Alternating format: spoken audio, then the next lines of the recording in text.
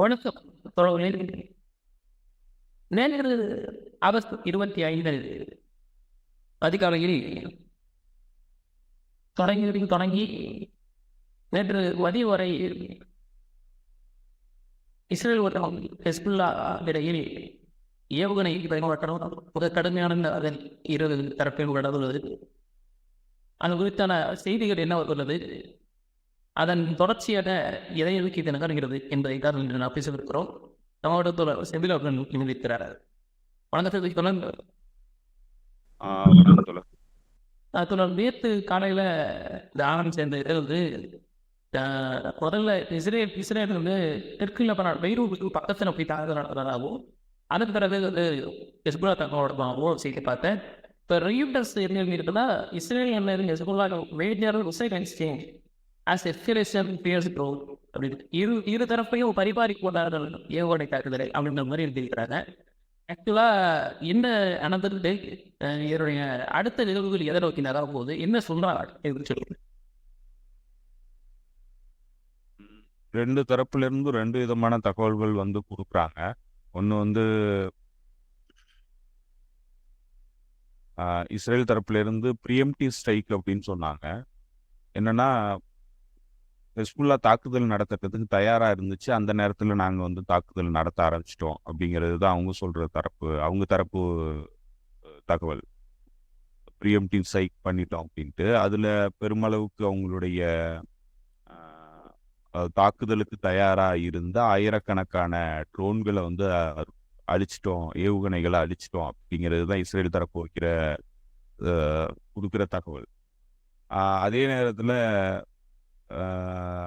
Lebanese ரெசிஸ்டன்ஸான Hezbollah கொடுக்குற தகவல் என்ன சொல்கிறாங்கன்னா, அந்த சுக்கோர் அப்படிங்கிற அந்த ஒரு கமாண்டருக்கு மீது நடத்தப்பட்ட தாக்குதல், அவரு படுகொலைக்கு எதிரான பதிலடி நடவடிக்கையில் நாங்கள் ஆரம்பித்தது தான், நாங்கள் தான் ஃபஸ்ட்டு ஆரம்பித்தோம், நாங்கள் தான் தாக்க ஆரம்பித்தோம் அப்படின்னு சொல்லியிருக்கிறாங்க. ஸோ இது திட்டமிடப்பட்ட நடவடிக்கை. காலையிலேயே நாங்கள் திட்டமிட்டுட்டோம், காலம்பையில் திட்டமிட்டு விடிய காலம் நைட்டு வந்து ஆரம்பிச்சது தாக்குதல்.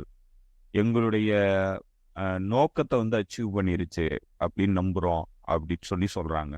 ஸோ அந்த நோக்கம் என்னங்கிறது நமக்கு தெரியலை. அதில் அவங்க பிரதானமாக வந்து ஒரு விஷயத்த சொல்கிறாங்க. 8200 அப்படின்னு சொல்லப்படுற ஒரு அமைப்பினுடைய, அது குறிப்பாக சையாப் நடத்துகிற யூனிட்டாகவும் சொல்கிறாங்க,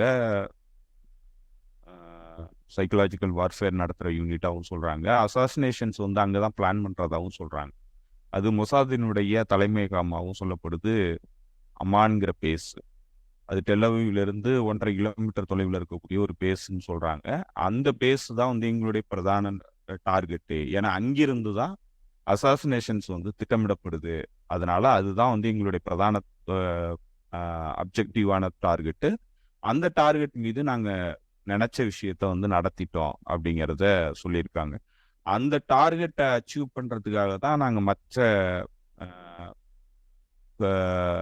இதை வந்து பயன்படுத்தணும், நாங்கள் ஏவுகணைகளை பயன்படுத்தணும். ஆக்சுவலாக அந்த டார்கெட்டில் தாக்குதல் நடத்துறதுக்காக நாங்கள் ட்ரோன்களை அனுப்பிச்சிருந்தோம். அந்த ட்ரோன்கள் போகிறதுக்கான வழியை ஏற்படுத்துறதுக்கு தான் மிசைல் வந்து அனுப்பப்பட்டுச்சு அப்படின்னு சொல்லியிருக்கிறாங்க. இந்த பயன்படுத்தின மிசைல்ஸு ப்ரிசிஷன் கைடட் கிடையாது. அதே போல் வந்து போகும்போது கட்டுப்படுத்தக்கூடிய, வழிகளை கட்டுப்படுத்தக்கூடிய, இல்லை வழிகளை மாற்றக்கூடிய தொழில்நுட்பம் கொண்ட இது கிடையாது, மிசைல்ஸ் கிடையாது. அந்த மாதிரியான மிசைல்ஸ் தான் பயன்படுத்தியிருக்காங்க. 340 மிசைல்ஸ் அண்ட் ட்ரோன்ஸ் வந்து பயன்படுத்தப்பட்டதா சொல்றாங்க இந்த தாக்குதலுக்காக.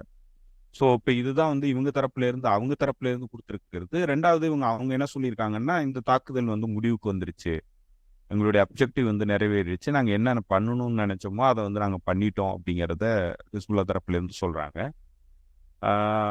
இஸ்ரேல் தரப்புல இருந்து என்ன சொல்றாங்கன்னா, இது முடிவுக்கு இன்னும் வரல, இந்த ப்ரீஎம்ப்டிவ் ஸ்ட்ரைக்ங்கிறது இது முடிவு கிடையாது, இது ஆரம்பம் தான் அப்படின்னு சொல்லி இஸ்ரேல் தரப்புல இருந்து சொல்றாங்க. ஸோ அதனால இதுல வந்து எது உண்மை என்னங்கிறது நமக்கு இன்னும் கிளியரா தெரியல.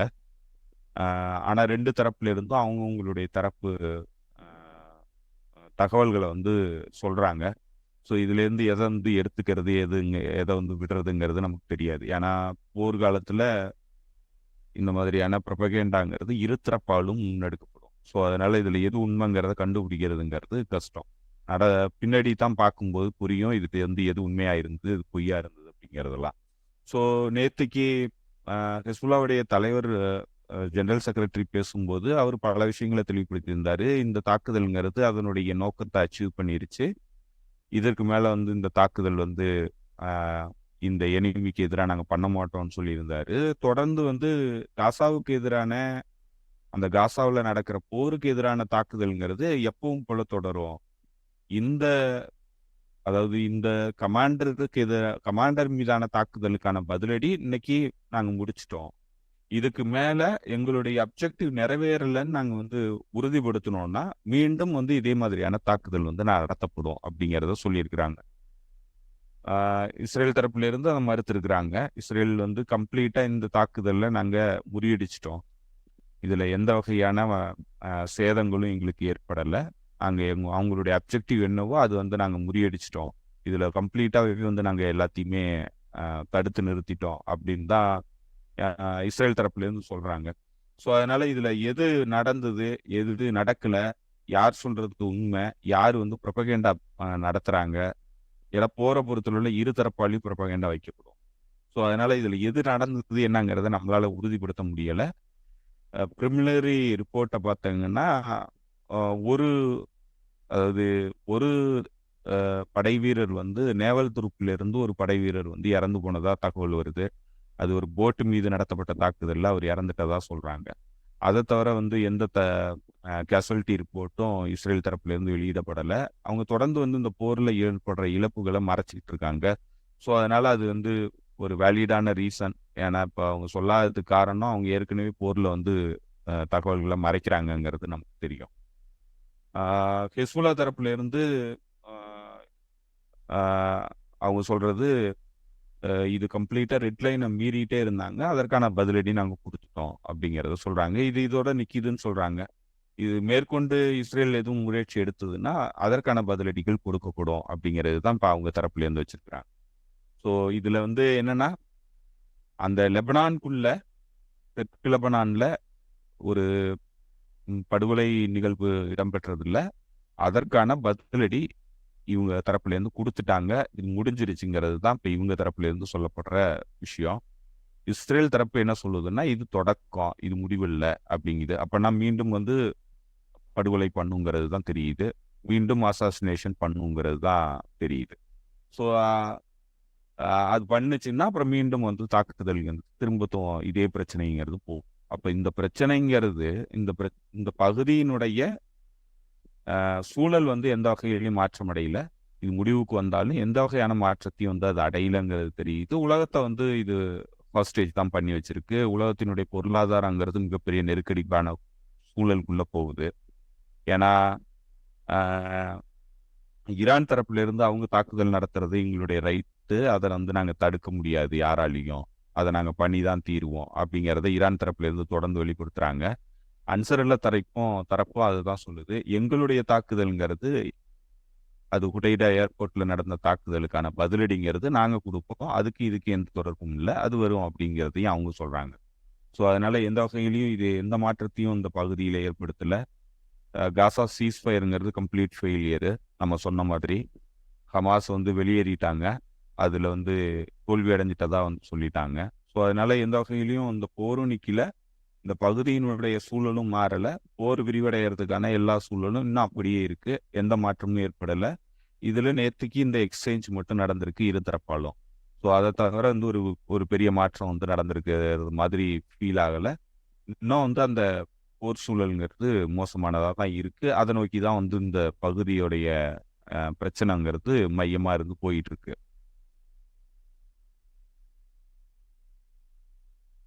Okay sir.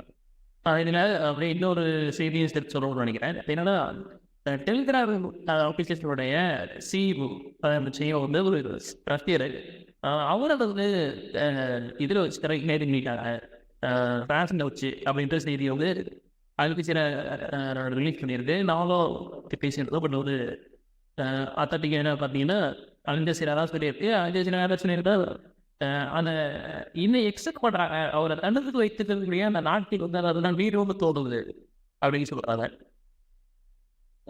Telegram CEO power through attention extended following arrest in France.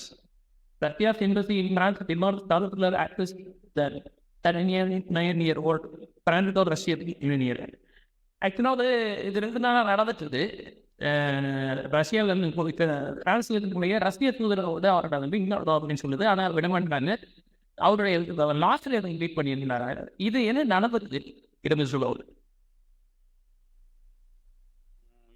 ஆக்சுவலா ஏற்கனவே ரஷ்யாக்குள்ள இந்த ரஷ்யால தான் வந்து இந்த சேனல் இதை ஆரம்பிச்சிருந்தாரு, இந்த நிறுவனத்தை, ஆண்டர்பிரனர், டெக் ஆண்டர்பிரனர்.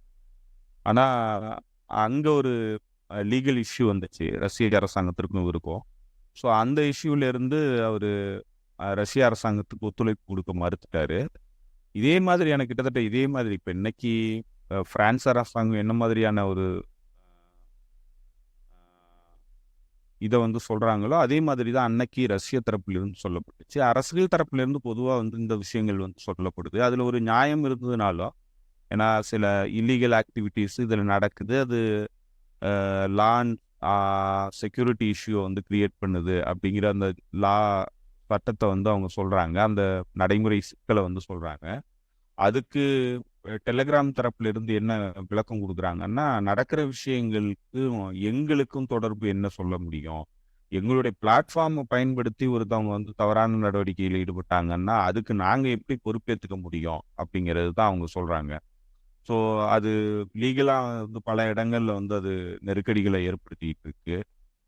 இது ஒரு பக்கம் வந்து இது லீகலாவே வந்து அரசுகளுக்கு இருக்கிற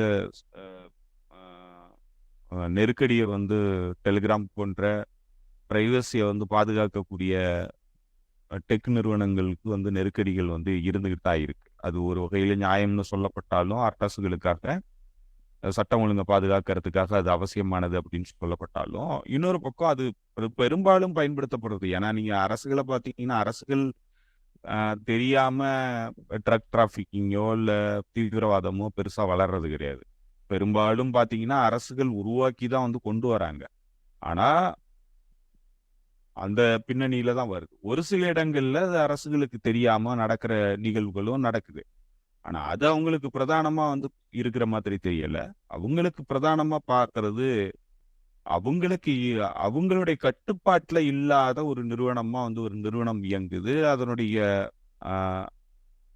தகவல்கள் வந்து தங்களுடைய இன்ட்ரெஸ்டுக்கு எதிரா வந்து போகுது, அரசுகளுடைய இன்ட்ரெஸ்டுக்கு எதிரா போகுது அப்படிங்கிற இடத்துலதான் வந்து அது ஒரு அச்சுறுத்தலா வந்து அவங்க பாக்குறாங்க. அந்த பின்னணியில தான் அதுக்கு நெருக்கடிகள் கொடுக்கப்படுது. அது ரஷ்ய அரசாங்கத்தினால கொடுக்கப்பட்டுச்சு.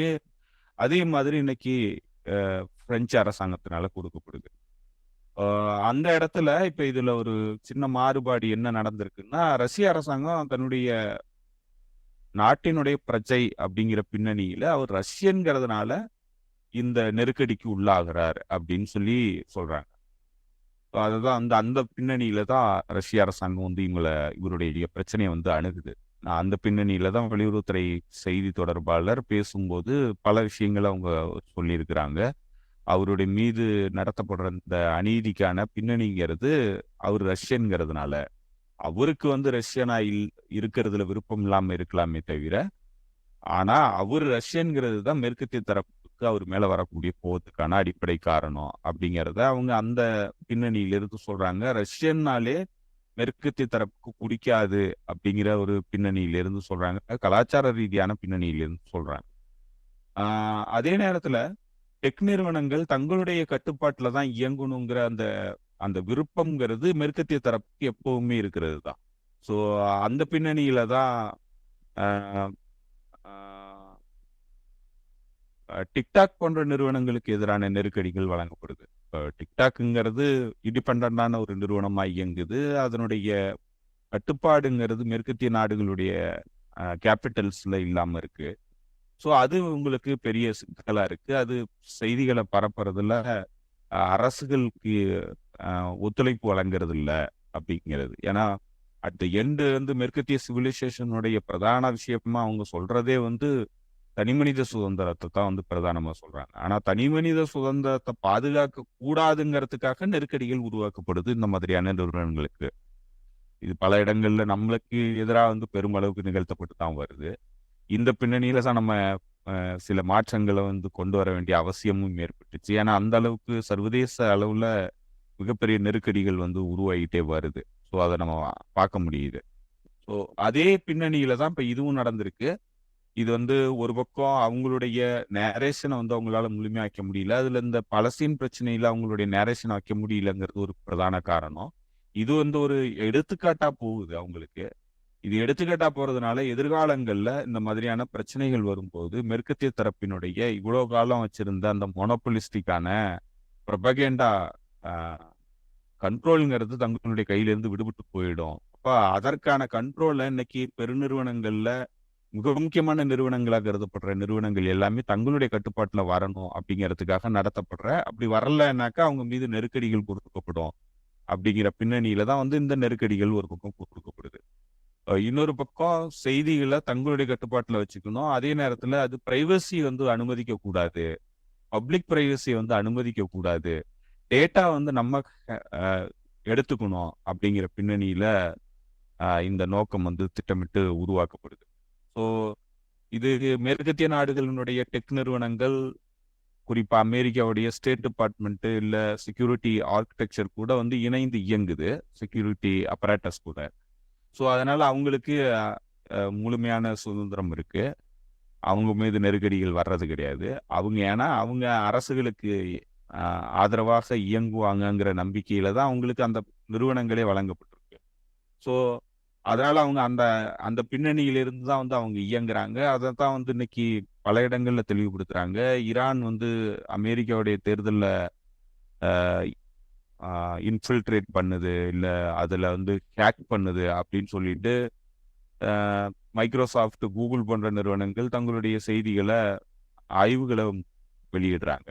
ஸோ இப்போ இதெல்லாம் வந்து நேஷனல் செக்யூரிட்டி அவங்களுடைய ஹிஜோமனிக் இன்ட்ரெஸ்ட்டுக்கு இணைந்து இயங்குறதுக்காக அந்த நிறுவனங்கள் எப்படி அரசு கூட இணைந்து இயங்குதுங்கிறத நம்மளால பார்க்க முடியும். இப்போ அந்த மாதிரி இல்லாத நிறுவனங்கள், இண்டிஜினியஸான நிறுவனங்களா இருக்கலாம், இல்ல செக்யூர்டான நிறுவனங்களா இருக்கலாம், பிரைவசியை வந்து பிரதானமா வச்சிருக்கக்கூடிய நிறுவனங்களா இருக்கலாம், அதெல்லாம் வந்து சீக்ரஸி மெயின்டைன் பண்ணுது. அது வந்து கிரைம்களுக்கு உடந்தையா இருக்கு அப்படிங்கிற பின்னணியில அவங்கள வந்து நெருக்கடிக்கு உள்ளாக்குறாங்க. இல்லைன்னா அந்த நிறுவனத்தை வந்து தங்களுடைய நாட்டினுடைய நிறுவன முதலாளிகளுக்கு விற்க சொல்லி நெருக்கடிகள் கொடுக்கப்படுது. ஸோ அந்த பின்னணியில தான் இதுவும் நடந்திருக்கு. ஸோ இதை எப்படி எதிர்கொள்ள போறாங்க என்னன்னு தெரியல. ஏன்னா 6 நாள் வந்து விசாரணை கைதியா வந்து வச்சிருக்க முடியும் இந்த மாதிரியான கேஸ்ல அப்படின்னு சொல்றாங்க பிரான்ஸை பொறுத்தளவுல. இப்ப கிட்டத்தட்ட முதல் கட்ட விசாரணையில வந்து அந்த டைம் பீரியடுங்கிறது முடிவுக்கு வந்ததுக்கு அப்புறம் புது விசாரணை பீரியடை வந்து எக்ஸ்டெண்ட் பண்ணியிருக்கிறதா சொல்றாங்க. ரஷ்யா வந்து கவுன்சில், அதாவது வழக்கறிஞர் குழுவை வந்து போய் பார்க்கறதுக்கான அனுமதி கொடுக்கணும், அவருக்கு முழுமையா வந்து அந்த சுதந்திரம் வழங்கப்படணும் அப்படின்னு சொல்லி ரஷ்யா கேட்குது. இது கிட்டத்தட்ட மறுபடியும் ஒரு ஜியோபொலிட்டிக்கல் அரசியல் அழுத்தமா வந்து மாற ஆரம்பிக்குது. அது எந்த மாதிரி பிளே அவுட் ஆகும் என்னங்கிறது நமக்கு தெரியல. ஸோ இதுதான் ஒட்டுமொத்தமா நடக்குது. இது எல்லா பிரச்சனையிலையும் இந்த மாதிரியான சர்வதேச இன்னைக்கு ஜியோபொலிட்டிக்ஸ்ங்கிறது எல்லா பிரச்சனையிலையும் வந்து மையமா இருக்கு.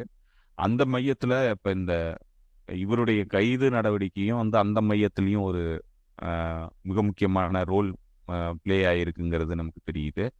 அதே நேரத்துல அவங்களுடைய கட்டுப்பாடுங்கிறது கம்ப்ளீட்டா போறது, அது எதிர்காலத்துக்கு மிகப்பெரிய சிக்கலை உருவாக்கும். டெக் நிறுவனங்களினுடைய வளர்ச்சியை பாதிக்கிறது.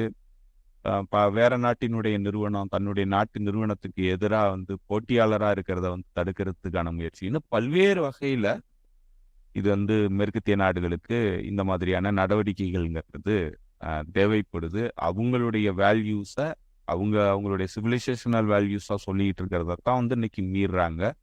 அதை வெளிப்படையா பண்ண ஆரம்பிச்சிட்டாங்க. அந்த நெருக்கடி வந்து எல்லாருக்கும் உருவாக்கப்படுது. பேசுறவங்கள தடை செய்யறாங்க, பேச்சுரிமை மறுக்கப்படுது, பேசுறவங்களுக்கு எதிரான இன்டிமிடேஷன் வந்து பண்றாங்க, அவங்கள மிரட்டப்படுறாங்க, பேசாதீங்கிறாங்க, பேசுனாக்க உனக்கு நெருக்கடி கொடுப்போங்கிறாங்க.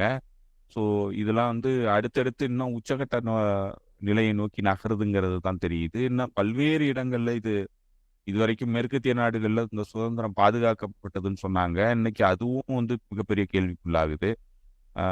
அந்த சிவில் ரைட்ஸ் மூவ்மெண்ட்ஸ், சிவில் ரைட்ஸ்ங்கிறத வந்து பிரதானப்படுத்திய நாடுகள் எல்லாமே இன்னைக்கு அதெல்லாம் காத்துல விட்டுட்டு 3ஆம் உலக நாடுகள்ல அத்தாரிட்டேரியன் கவர்மெண்ட்னு அவங்க சொல்லிட்டு இருந்தவங்க என்ன மாதிரி இயங்குனாங்கன்னா அதே ஃபார்மேட்டுக்கு இன்னைக்கு இயங்க ஆரம்பிச்சிருக்கிறாங்க.